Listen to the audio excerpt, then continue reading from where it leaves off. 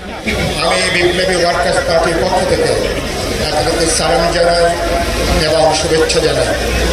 এই ঘটনা প্রমাণ করছে আমাদের উপরে যখনই হামলা আসবে,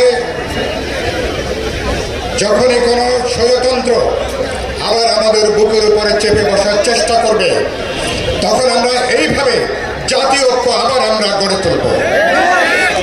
বন্ধুরা, ওসমান হাদি তিনি তার যে জীবন আশঙ্কা ছিল বহুবার এটা নানাভাবে এটা ব্যক্ত হয়েছে।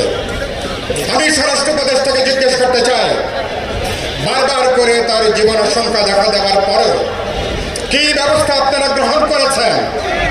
দিনে দুপুরে নির্বাচনের তফসিল ঘোষণার 24 ঘন্টা না যেতে সেগুন বাগিচা আমাদের অফিসের কাছে কয়েকশো গজ দূরে হবে, তার উপরে যেভাবে হামলা আক্রমণ হয়েছে, এটা কোনো বিচ্ছিন্ন ঘটনা নয়।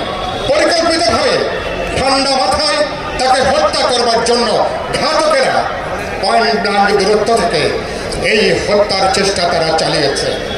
এর দায় দায়িত্ব অবশ্যই অন্তর্বর্তী সরকার, স্বরাষ্ট্র উপদেষ্টা, স্বরাষ্ট্র মন্ত্রণালয়কে গ্রহণ করতে হবে।